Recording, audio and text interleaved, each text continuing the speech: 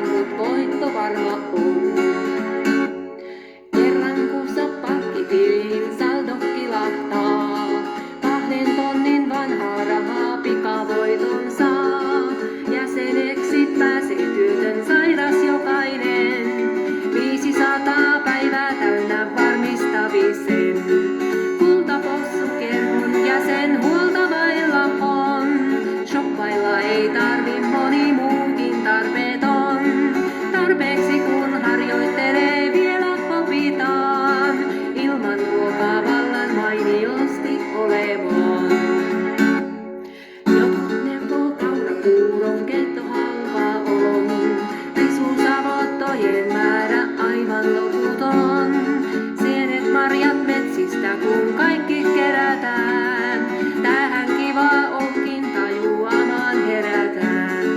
Kultapossukerho urbaani savuton, metsissä ei pärjää, mutta uudet keinot on. Leipä haetaan diakoniasta kerran viikossa, vaatteet pelastusarmeijasta tammialesta. Kateellinen kansan vieressä vain marisee, verorahojamme nuokin tuossa tuhlailee. Neuvo yksi kateuteen oikein hyvä on, tule jäseneksi itse tähän kerhoon. Kerhon tämän jäsenet vois muita neuvoa, kuinka vähällä voi olla vielä elossa. Palkkaneuvotteluissakin aivan verraton, mukana jos yksikin tän kerhon jäsen on. Samoin on kun käydään talousneuvotteluja, kunnassa tai oikein siellä hallituksessa.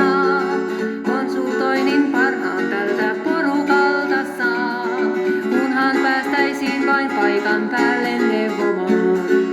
Eduskunnan kahvit muuttuu teiksi ja korkuiksi, linnan juhlat muutetaankin uudenlaisiksi. Juodaan itse poimittua marjamehua ja rouvat hehkuu kirpputorien luomuksissa. Ministerit ajaa itse matkat ladoilla, ne saa olla korkeintansa 80-luvulta. Palkkaa saa he vähän enemmän kuin kerhossa, tonnin lisää vanhaa rahaa kulukorvausta. Ulkomaiden matkat tehdään kansipaikoilla, peruutuksena jos saadaan laivalippuja. Ulkomaiset vieraat viedään halpismotelliin, hernekeittopurkki halvin riittää ruuaksi. Mites ois jos koko Suomi uudeks muutetaan, kultapossukerhosäännöt voimaan laitetaan. Kaikki saavat saman